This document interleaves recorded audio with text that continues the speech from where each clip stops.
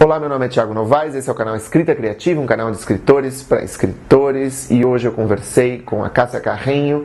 A Cássia é responsável pelo departamento comercial do Publish News, maior newsletter brasileiro do mercado dos livros no Brasil. A Cássia conversou comigo um pouco sobre as tendências literárias, né, dos mais vendidos, sobre a qualidade dos livros mais vendidos e sobre algumas dicas para escritores que essas listas podem transmitir.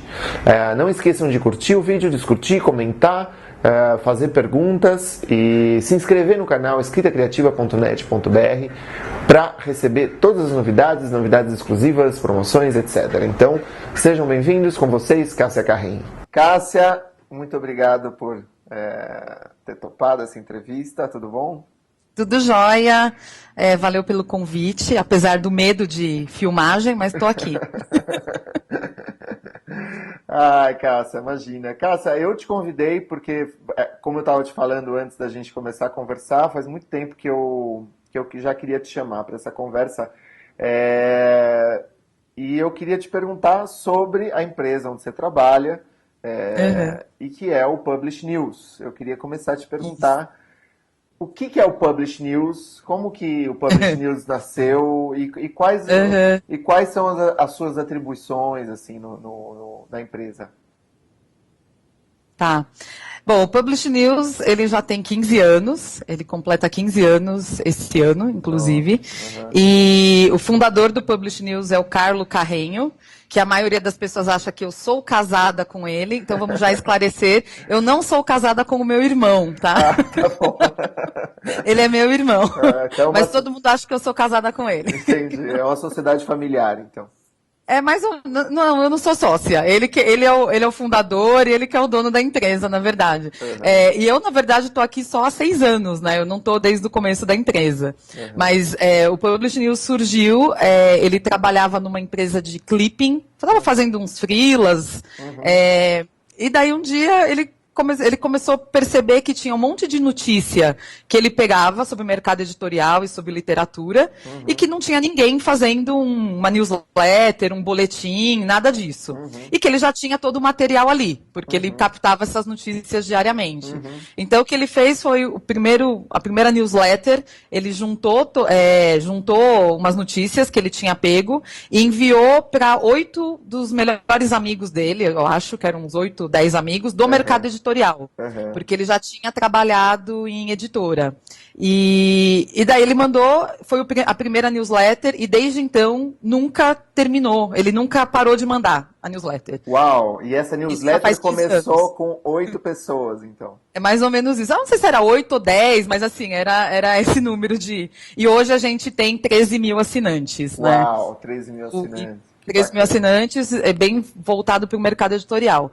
Então, até alguns anos atrás, eu acho que talvez até um pouco antes de eu entrar, acho que até uns 8 anos atrás, o Publish News literalmente era uma newsletter de clipping, né? Então, eles captavam as notícias que saíam em jornais, enfim, qualquer veículo de comunicação, colocavam isso numa newsletter e enviavam para os assinantes. Acho que faz 8 anos, mais ou menos, eles resolveram, então, contratar um editor. Se eu não me engano, eu acho que eu não estou errada, mas se eu não me engano, a primeira editora realmente interna, assim, tempo inteiro no Publish News, foi a Maria Fernanda Rodrigues, que hoje está no Estadão. Sim. Ela foi a primeira editora realmente a ficar no Publish News. A gente tinha um pessoal que apoiava, né, alguns editores, mas que não trabalhavam no Publish News. E com isso começou, então, a gente começou a criar notas próprias. E hoje, basicamente, 80% do Publish News é nota própria. Né? Então, a gente saiu de uma empresa totalmente clipping para uma empresa realmente quase que um veículo de comunicação mesmo, né? Jornalismo mesmo. Ou seja, né? ele passou de uma coisa que era uma curadoria de assuntos ligados à literatura e a mercado editorial para uma produção própria. Ou seja, vocês são basicamente um jornal online com uma distribuição via newsletter, além da fanpage de vocês no Facebook, né? Isso. E como é Daí que vocês... também... desculpa. Não, pode falar, pode falar. Como que vocês se dividem? Quais são os cadernos do jornal, vamos dizer assim? Então, vamos, assim, a gente fala do Publish News e as pessoas acham que a gente é uma equipe enorme, né? Uhum. Então, nós somos 4 pessoas. Uau! Nossa, Então, 4 hoje, pessoas fazendo muita coisa.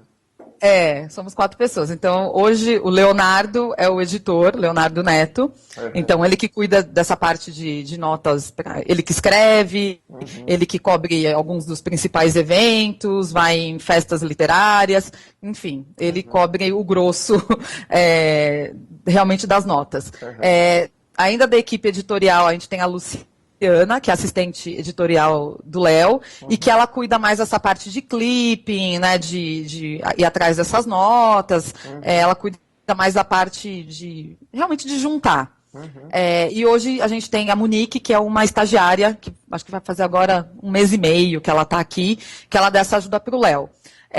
E eu que cuido da parte comercial. Então, a minha função no Publish News é praticamente a parte comercial, porque o Publish News, na mesma época que começou a ter nota própria, o Ricardo Costa, que já saiu daqui, hoje ele está na Feira de Frankfurt, né? Ele trabalha aqui no Brasil para a Feira de Frankfurt, ele montou esse esquema comercial para o Publish News realmente dar dinheiro, né? Para a gente conseguir se sustentar. Legal. Porque por muitos anos o meu irmão bancou o Publish News. Tá. Então ele trabalhava, ele já foi CEO na Ediouro, Thomas Nelson, enfim, ele tinha outros trabalhos, e ele bancava, então, ter uma pessoa cuidando do Publish News.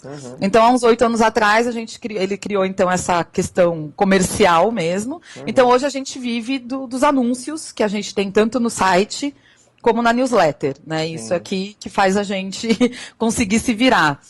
E, então, eu que cuido dessa parte. Então, eu que vou atrás de anunciante, lido com essa parte comercial. E, além disso, eu cuido da parte de cursos, que a gente tem alguns. Então, na verdade, eu sirvo mais ou menos como uma curadoria, né? A gente vai atrás de um tema, daí eu sento com pessoas que eu acho que seriam interessantes, a gente define o curso, e para esses cursos a gente tem uma parceria com a Casa Educação. Então, eles que cuidam de toda a logística dos cursos. E uma das coisas mais importantes que o Publish News tem hoje é a lista dos mais vendidos, que é a única lista com números no Brasil. Porque tanto a lista de Veja e Folha, elas não têm quantidade. Elas têm só a colocação, né? Mas não tem lá o quanto vendeu. Cássia, a pergunta, então, você organiza essa lista dos mais vendidos, você faz a pesquisa dos livros mais vendidos na semana, tanto na área de ficção quanto não ficção, e também por editoras, não é? A gente, além do número, a outra questão da lista dos mais vendidos é que a nossa lista é a única que é separada em 5 categorias. Então, é ficção, não ficção, autoajuda, infanto-juvenil e negócios. Então, a gente tem essas 5 listas. Como que ela é feita? Na verdade, eu recebo o relatório de 12 livrarias. De verdade, eu não vou saber decor todas agora, mas se você for no site, estão lá todas as 12 livrarias. Então, eles mandam para a gente a lista dos 20 mais vendidos deles naquela semana. Teoricamente, deveria ser um trabalho simples, mas não é. Porque, na verdade, cada livraria tem uma categoria, às vezes, diferente. Tem livraria que não tem, por exemplo, negócios, né? Então, é um trabalho que não é tão simples. Eu recebo essas listas, eu junto, né? Basicamente isso. Juntar manualmente mesmo, indo um Excel, né? Porque, detalhe, né? Não é que tem um sistema que todo mundo põe lá bonitinho e já sai, não. Um manda a cópia, um manda em Excel, o outro em Word, o outro manda link, o outro manda no corpo do e-mail, né? Entendi. E esse é um trabalho semanal que você faz, né? Semanal, toda semana. Entendi. E daí a gente, então, junta esses dados, e daí sobe no site, né, do Publish News, e daí lá você tem a lista dos mais vendidos. E a gente, como todo livro tem, a gente já põe nas categorias certinhas e já tem a editora, a gente consegue ter esse ranking das editoras também. Então, por isso que a gente tem de livros, de editoras, e daí a gente tem semanal, mensal e anual. Então, a gente tem esses 3 relatórios, e isso é bem trabalhoso, porque em termos, assim, o programa em si, ok, está feito, né? Eu não tenho que fazer nada com isso. Mas em termos de estatística, a gente tem que tomar muito cuidado. Então, por exemplo, eu não posso simplesmente tirar uma livraria da lista e colocar outra. Né? Assim, vamos imaginar que no meio do ano uma livraria fala para mim, não vou mais conseguir te mandar a lista. Isso dá um baita de um trabalho, porque estatisticamente falando, muda tudo, né? Um caso bem claro foi quando o grupo Companhia das Letras, né? Quando a companhia juntou Objetiva e tal, então eles formaram um novo grupo. A gente teve que esperar o final do ano, virar o ano, para juntar os dois, para a gente conseguir ter dados estatísticos reais. Porque senão, se você junta no meio, não pode. Até a metade do ano não era um grupo. Então não tem como aqueles títulos estarem na conta do grupo, né? Então são detalhezinhos assim que dão um bom trabalho. Que bacana. Mas olha, deixa eu te perguntar, e essas listas, elas são mais consultadas por quem? Porque eu imagino que esse trabalho que você faça, é como você falou, pouquíssima gente está fazendo com a atualização que eu acho que é a única, como você falou, né? A Publish News é a única no Brasil que faz. Parece que tem aquela lista de Nielsen, né? Nielsen que faz uma estatística anual, assim, que é uma coisa mais ampla, né? A Nielsen ela é parceira nossa também, então a gente até divulga no nosso site, tem a lista nacional, que é da Nielsen, né? Então a Nielsen aqui no Brasil, ela faz uma apuração dos livros mais vendidos de autores nacionais, então é um pouco diferente, então é até muito interessante, porque daí você vê o mercado nacional, né, como que ele funciona. Até hoje, na newsletter de hoje, saiu a lista do mês passado da Nielsen, então a gente tem uma parceria com eles. Eu acredito, isso é uma coisa até que nesse curso, quando eu dei esse curso, eu não acho que lista dos mais vendidos é consultada por leitores, né? Eu não acho que é uma coisa assim, estou com vontade de ler um livro, vou ver o que o Publish News está falando, né? Quem que está em primeiro lugar? Eu não acredito que seja isso. Eu acredito que é uma consulta extremamente de mercado. Então através da lista dos mais vendidos, você pode entender tendências. Então, o que está vendendo mais? Nossa, sei lá, há 5 anos atrás foram os livros eróticos. Há 1 ano atrás eram os livros de colorir. A gente está no meio de uma tendência enorme agora dos youtubers, né? Então, assim, na lista da última semana, acho que eram 8 youtubers, né? Que têm livros. Que são então, quem? A Kéfera, são várias pessoas, né? São várias. Tem Kéfera, tem muito adolescente ligado a jogos, né? Principalmente do Minecraft. Então tem o Resident Evil, que é um cara conhecido. Tem o Peck Mike. Tem uns 3, 4. E agora começou a onda dos youtubers mirins. Crianças, então já tem uns... criança mesmo. Uau. Criança assim, de 8 anos. Vendendo 3 mil livros por semana. Você tá brincando. Não estou brincando. Então, essa é a febre. Então, eu acho assim, que a lista, ela serve muito como termômetro de tendência. Né? E o que eu, daí pensando no público que você tem aí do canal, tal, o que pode ser útil? Né? Alguém que escreve... Não é que ele vai, eu escrevo história, uma coisa super séria, e vou largar tudo e vou escrever romance erótico. Não é isso. Mas se você percebe que você está no meio de uma tendência e que você pode colocar elementos no seu livro, por que não? Né? Isso vai ajudar você a ter mais vendas, né? Uma coisa, gente, best-seller é mais vendidos, não tem nada a ver com qualidade. Exato, eu gosto sempre de deixar isso bem claro, né? Para as pessoas não confundirem isso. Cássia, e você, assim, acompanhando esse termômetro de mercado, de leitura, o que você sente que você pode dizer do leitor brasileiro, assim? O que você... Não só os top 3, os top 5, mas aqueles que vendem... os mais vendidos em segundo lugar, vamos dizer assim, que talvez abarquem outros estratos, né? Não só, não sei, a questão religiosa ou autoajuda, mas livros de outra categoria. Por exemplo, eu vi que Svetlana, a croata, está numa lista ali de mais vendidos, não é? Sim. Ela está na lista de não ficção, Vozes de Chernobyl. Vozes de Chernobyl, exatamente. Eu estou lendo esse livro, é um livro impactante. Inclusive, estou lendo. Maravilhoso, é muito forte, é aflitivo, né?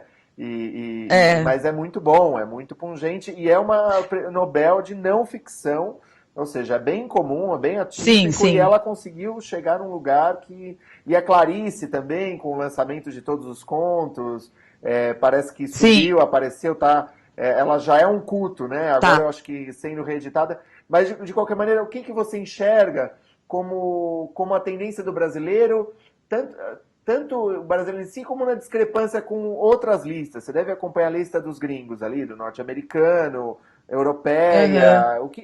Quem é o leitor brasileiro? Quais são os leitores brasileiros? Ai, gente, isso é uma pergunta muito difícil, Thiago. Tudo bem. Vamos então, é intuitivo, na verdade, assim, imagino, né? O que eu me baseio, o que eu posso me basear mesmo é na lista, né? No que é mais vendido. Claro. E daí eu sempre questiono isso, porque nem sempre o que é mais vendido necessariamente é o que é mais lido. Sim. Né? Isso é uma coisa para a gente pensar. Por exemplo, essa onda de youtubers, eu não sei até que ponto as pessoas realmente leem, entendeu?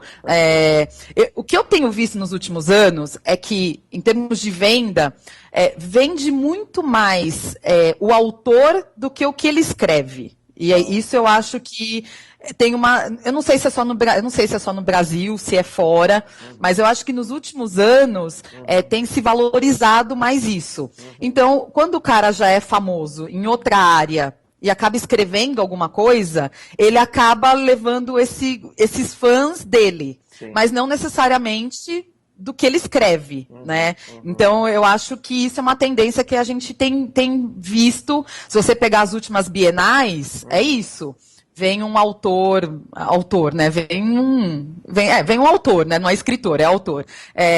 Muito famoso por alguma outra razão e enche. Né? A gente está falando de milhares de pessoas que vão para pegar um autógrafo daquela pessoa famosa, né? Então, essa é uma tendência que eu vejo. Uma tendência mundial de leitura são os livros, esses romances mais... ainda jovens, né? Então, igual os que estão em primeiro lugar, que é tudo da Jojo Moyes, né? Que é Como Eu Era Antes de Você, que é essa tendência que eles chamam de sick lit, né? Que é o livro que tem essa coisa da doença e tem esse amor. Então, isso é uma tendência, e eu acho que brasileiro lê muita coisa com romance. Romance, não o tipo de literatura, romance mesmo, amor. Amores. Tipo Crepúsculo. Eu acho que a coisa começou ali e vem evoluindo, mas eu acho que brasileiro gosta, não sei, é a impressão que eu tenho, mas, de novo, é um achômetro, tá? E esclarece pra gente o que é psiclite.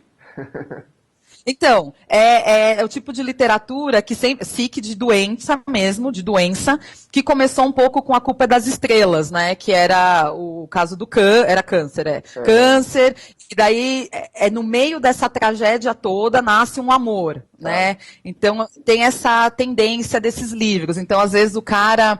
Tem um dos livros que, eu não vou lembrar se era Como Eu Era Antes de Você, depois... Eu não li esses livros, gente. Tá. Depois de você... Não é uma crítica nenhuma, só que eu não gosto mesmo. Meu gosto é péssimo também, porque eu só leio policial. Então... Olha! Então, não é que eu leio alta literatura, não. Eu gosto da coisa de sangue mesmo. Mas, então, assim, o cara ficou paraplégico, daí vai a cuidadora dele, eles se apaixonam e tem uma história linda, mesmo que a pessoa morra no final, entendeu? Então, Uau. essa é uma... Nossa, isso aí vem de Álvares de Azevedo, essa parada, então. Deve vir, tá vendo? Você pode falar melhor do que...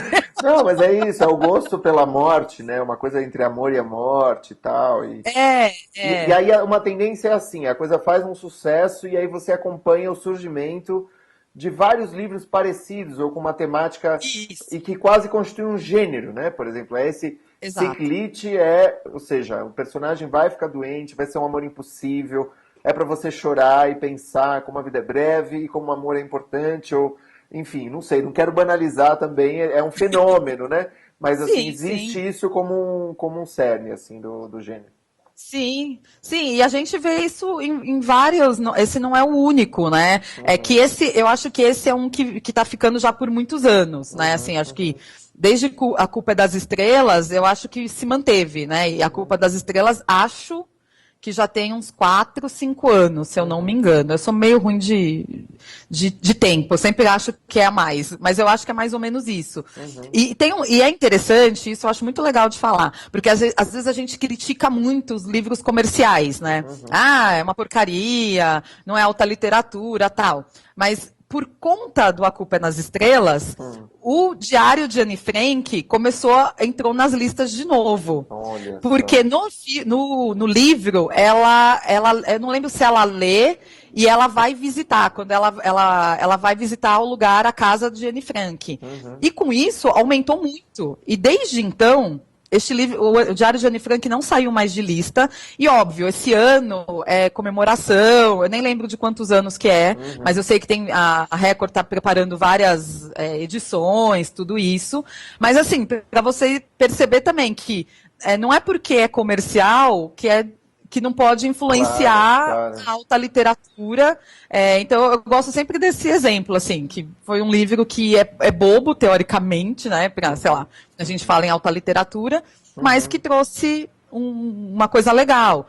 Mesmo os eróticos, né, na época que lançou 50 Tons de Cinza, que, ao meu ver, é um dos livros mais machistas que eu conheço da face da Terra, mas as pessoas leem aquilo com outros olhos, que não são os meus, né? E eu ficava abismada. Assim, um monte de mulher falando que aquilo salvou o casamento, umas coisas absurdas, né? Não, muito ridículo. Mas daí eu parei para pensar, cara, esse livro está fazendo com que muitas mulheres entendam que ela pode ler o que ela quiser, que ela não tem que ter vergonha de andar com um livro que tem uma história altamente sexual, entendeu? Que não é só um romancezinho, né? Que fala de sexo e fala que gosta de sexo. E agora, sei lá, 3, 4 anos depois, a gente está vendo essa onda feminista no mundo todo. Assim, a gente sente aqui, mas eu sei que é no mundo todo isso. Essa liberdade que a gente está lutando para fazer o que quiser. Então, assim, pode ser que não tenha nada a ver? Pode. Mas eu vejo uma relação nessas coisas, sabe? De tendências e que elas vão se transformando. E uma outra coisa é que o mercado editorial não inventa tendência, né, gente? Na verdade, o mercado editorial ele é influenciado pelas tendências em todos os níveis, né? Claro. Então, por que, sei lá, começou muito livro de colorir, agora tem um de ligue pontos que não entra em... Tá fazendo barulho, né? Não tô ouvindo barulho, não.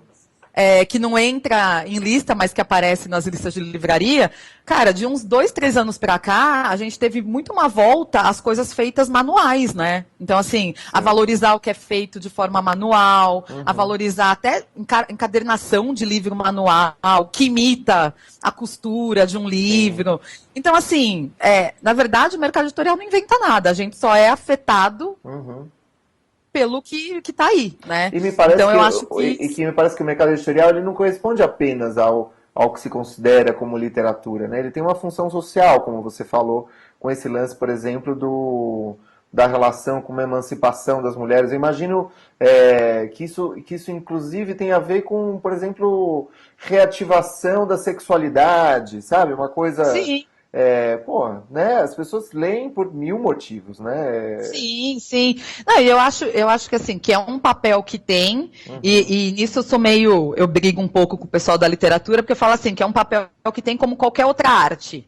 Eu acho assim, que a literatura tem esse papel, mas, cara, o cinema também tem, a pintura também tem. Então, também esse negócio de achar que só a literatura liberta, sabe? Só a literatura faz as pessoas mudarem, eu tenho um pouco o pé atrás, né? Sim, porque, por exemplo, eu me divirto muito quando vem um cara muito intelectual e daí fala de livros que eu nunca li, nunca vou ler, porque não vou ler mesmo.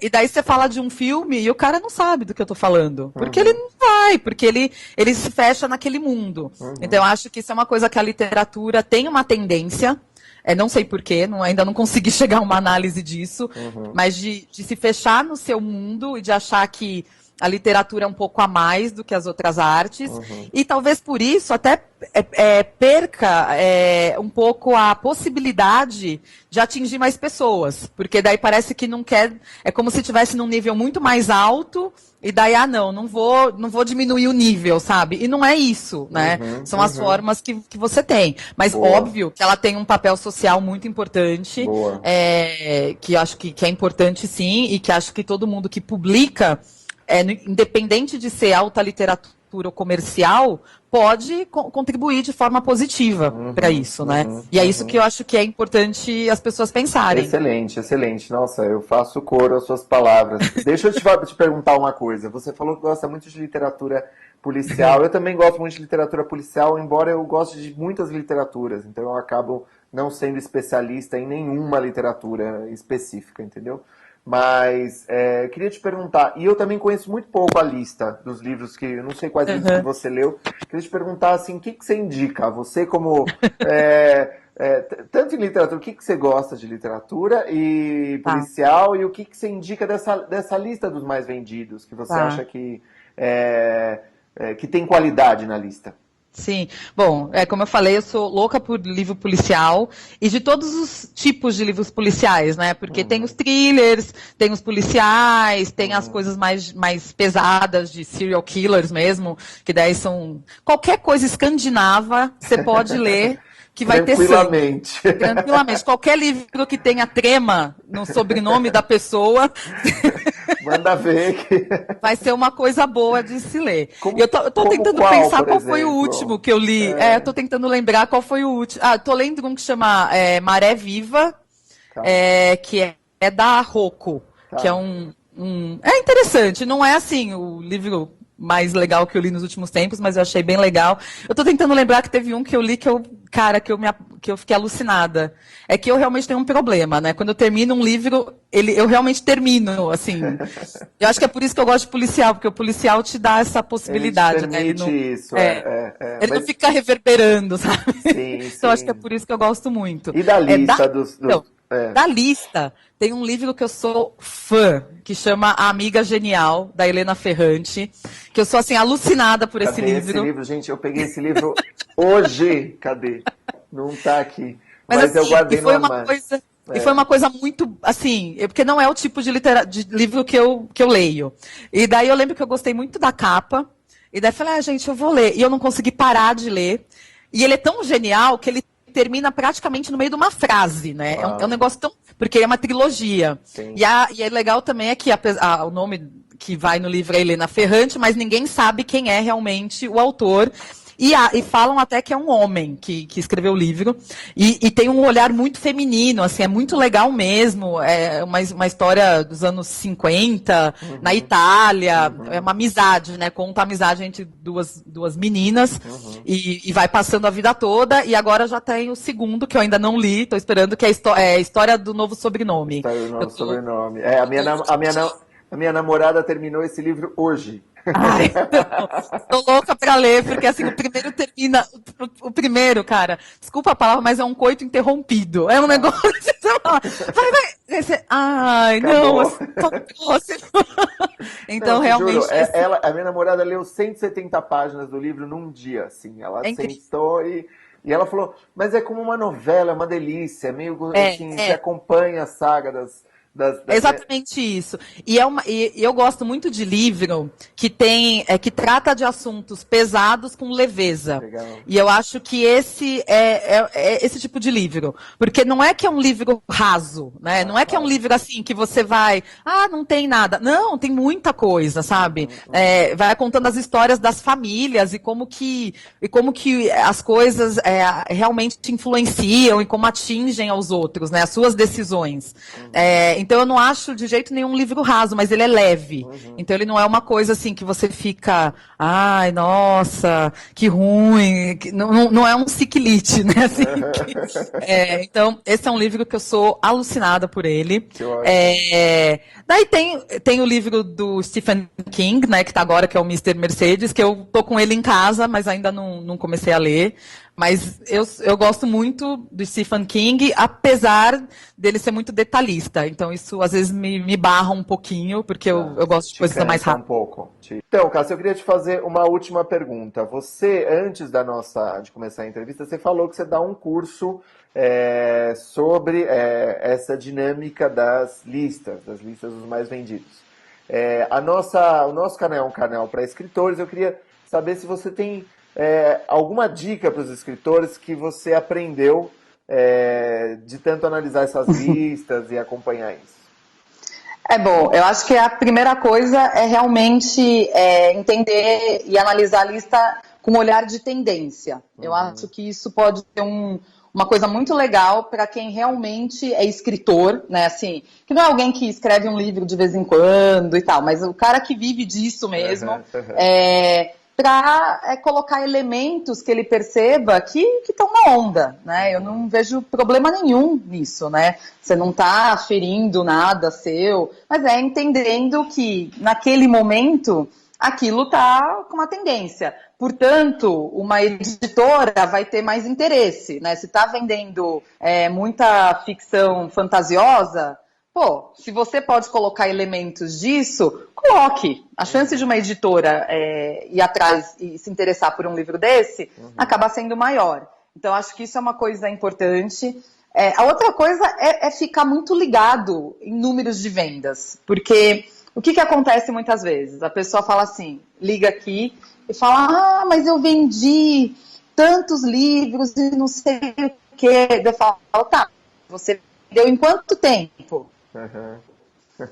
Em 2 meses, então, a lista é anual, né? Então, são outros dados. Mas assim, se você, por exemplo, teve um lançamento, e o seu livro, você sabe que você vendeu bem naquele lançamento, fica de olho, né? Se não apareceu em nenhuma lista e você tem certeza que você vendeu mais do que aquela quantidade, não tenha vergonha de entrar em contato ou com o editor, ou se você é independente, ligar para o Publish News, ligar para quem é responsável por outras listas, porque às vezes isso faz diferença. Às vezes tem uma questão de categoria, então o seu livro está numa categoria e ele acaba numa lista indo para outra categoria.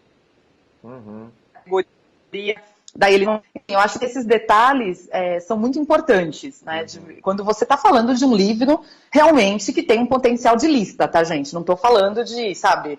E não é menosprezando ninguém, cada um é cada um, né? Tem livro que é best-seller e tem livro que não é. A gente sabe disso, né? E a maioria não é. Vamos ser bem claros, a gente vive num país em que ainda se lê pouco, né? Mas se você percebe isso, acho que é importante. Um outro detalhe, um dos momentos que é muito fácil de entrar numa lista é no lançamento. Porque no lançamento você concentra vendas. Então, assim, se você tem um potencial de levar pessoas para o seu lançamento, bata o pé com a editora. E fala para a editora, olha, eu consigo vender 300 livros numa noite de autógrafo. Se você faz 2 noites de autógrafo em uma semana e vende 300, a gente está falando de 600 livros. Eu acho que tirando a categoria de infanto-juvenil, que é uma categoria muito alta de números, você entraria em qualquer lista, né? Nossa, qualquer categoria. Então, se eu consigo vender 600 livros no meu lançamento, numa semana, eu entro numa lista de mais vendidos. Você entra, óbvio, que tem que estar dentro do grupo que a gente apura, né? Sim, mas a gente apura as maiores livrarias, então... Mas, não, é tão absurdo isso que você falou, né? Uma vez eu estava falando de um livro que tinha vendido 100 e pouco, né? E daí um amigo meu virou e falou assim, o mais triste é pensar que a gente não consegue entrar numa lista de mais vendidos, porque é muito pouco. Assim, pensa assim, você vender 100 livros numa semana não é um absurdo, né? Não é. A lista de negócios, tudo bem, uma lista de negócios é um caso à parte, muito específico. Mas a lista de negócios, se eu não me engano, dessa semana, o 20º lugar são 78 exemplares. Olha só. Não é muita coisa. A lista de autoajuda, eu acho que é 400, 405. Tá. Então, vamos imaginar que um livro de autoajuda, num lançamento que venda 500, ele entra pelo menos na semana de lançamento. Sim. E daí, só voltando um pouco àquela coisa que eu falei da importância da lista, né? que tem essa importância, que é quando você entra na lista, ela que é uma retroalimentação, né? Porque daí o mercado vê que esse livro entrou na lista, o livreiro se interessa em ter mais esse livro, dá mais destaque para ele na livraria, porque ele sabe que está vendendo e vai vender mais. Entendi. Então, é a velha história do Tostines vende mais porque é fresquinho ou é fresquinho porque vende mais, né?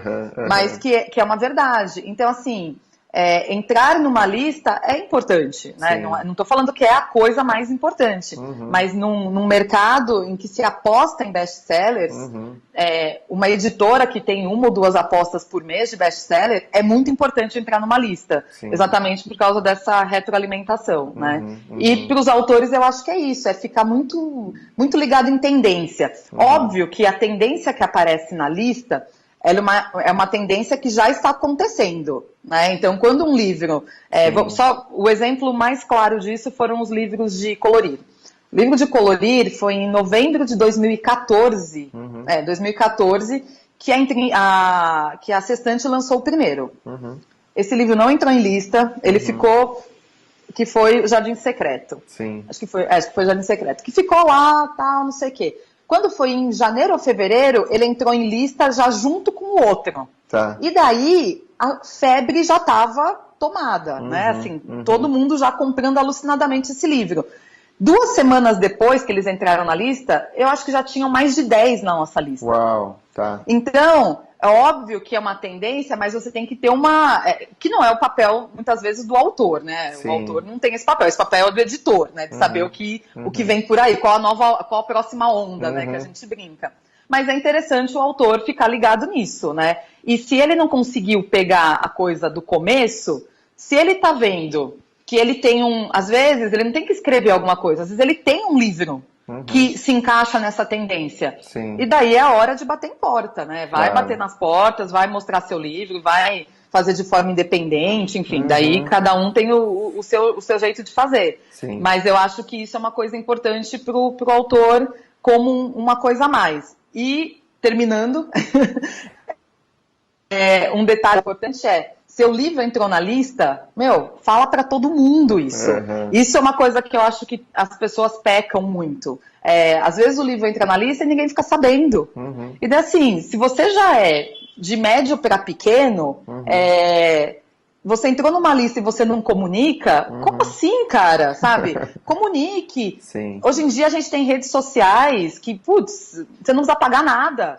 Se você colocar lá para os seus amigos, isso já é uma coisa incrível. Não, e boca isso entra no seu currículo também, né? Exatamente. Isso quando você vai um dos depois mais como vendidos, editor, você chega pro editor e fala, esse meu livro aqui já entrou, e, sei lá, não tinha trabalho de marketing nenhum, e entrou, foi por causa do lançamento. Então, eu acho que isso é uma coisa que eu acho que hoje em dia, com o jeito que o mundo né, redes sociais, tudo isso, eu acho que o autor tem que estar muito ligado nessas coisas. Não dá para ser mais um cara que ele escreve e acabou. Né? E ele não faz mais nada. É né? isso. Eu acho que muita gente, alguns conseguem, né? Porque já tem nome, enfim, mas o cara não começou ontem, né?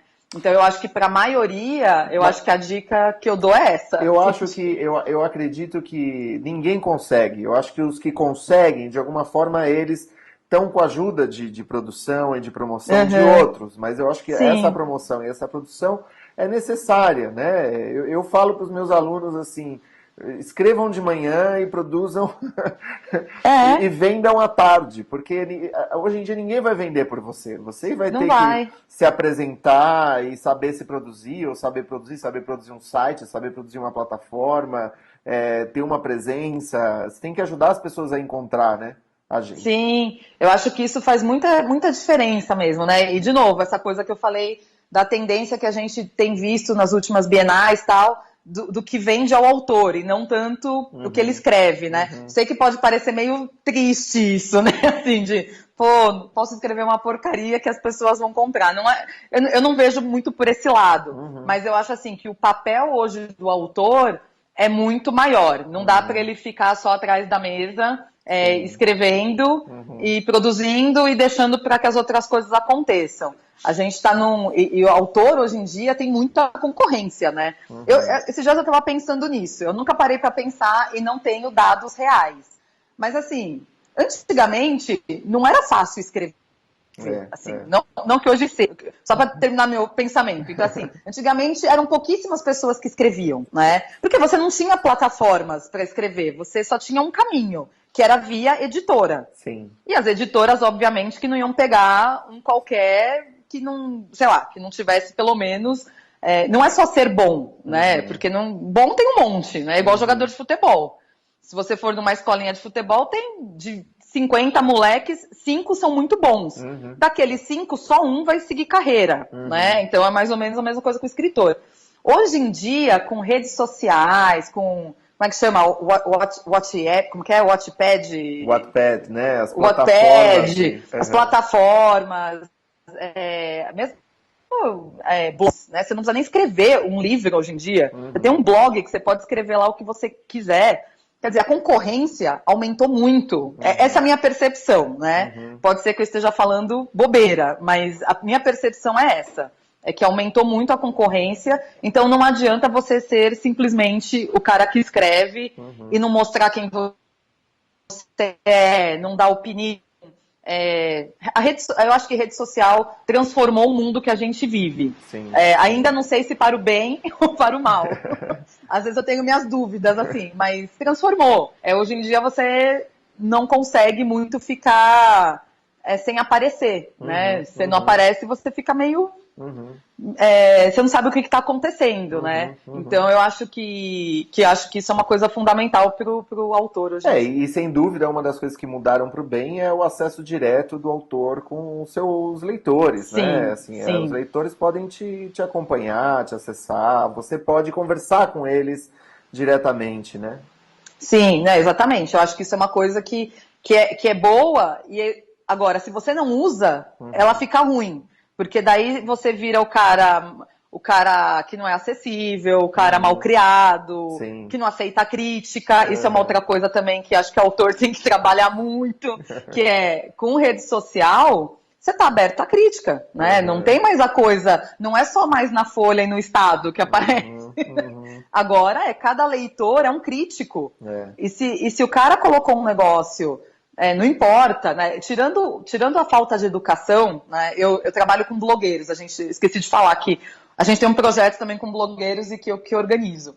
E a gente, às vezes, cai em umas discussões, e resenha negativa, pode? Eu falo, então, crítica não existe crítica negativa, crítica positiva. A crítica é crítica, né? Então, é uma análise, né? Você vai pôr o que você acha. Falei, agora, você tem que respeitar a pessoa. Quer dizer, a pessoa escreveu um livro, você pode não gostar, você pode achar que ele viajou na maionese. Agora, você não pode xingar a pessoa, né? Então, eu falo assim, que tirando o xingamento, crítica é crítica. E o autor tem que aprender a lidar com isso.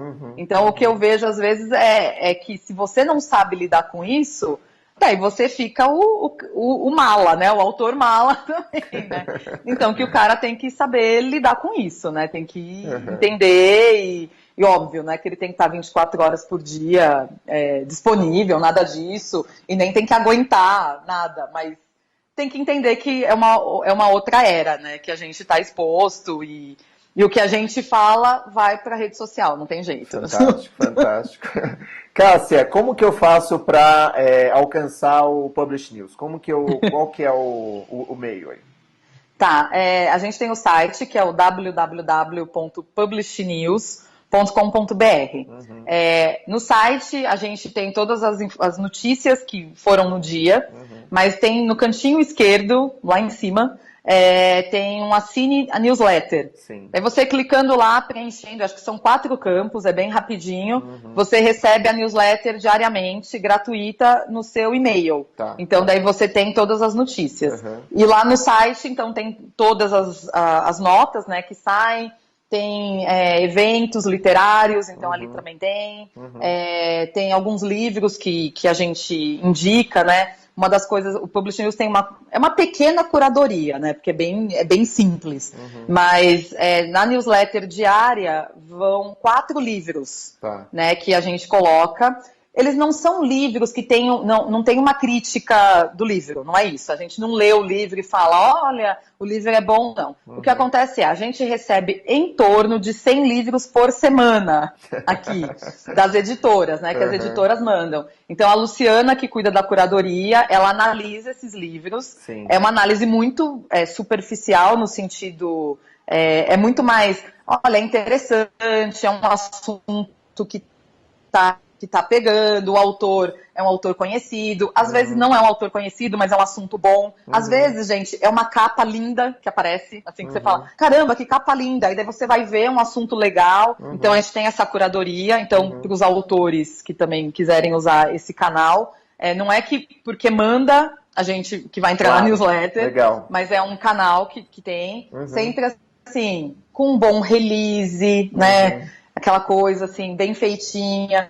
Uma dica do pessoal de assessoria de imprensa, não manda PDF, porque não dá para copiar, né, para dar aquele copy-paste. Boa, PDF então... é um arquivo problema.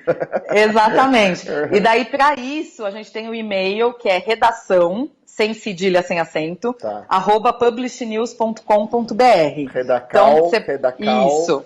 @publishnews.com.br.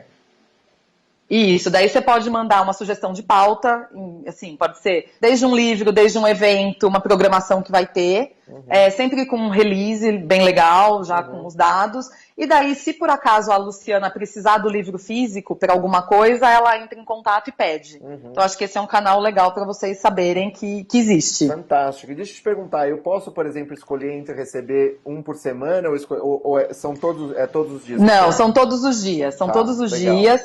E eu já vou avisando que a gente tem alguns e-mail marketings, tá? Porque a forma que a gente consegue que o Publish News seja gratuito, a newsletter, é tendo anunciante, né? Claro, sim, então, sim. Começou a furadeira aqui de novo. Então, a forma que a gente tem para fazer isso é através dos anúncios, né? Então, a gente tem alguns e-mail marketings que vão, e a gente não tem a opção de não receber e-mail marketing, porque a gente acredita que é um pacote, sabe? Isso consegue ser gratuito porque a gente tem a parte comercial, né? Certamente. Então, tem isso. E o meu e-mail pessoal é do Publish News, né? Para contatos tanto comerciais, caras bonitos que estejam solteiros, é uma brincadeira.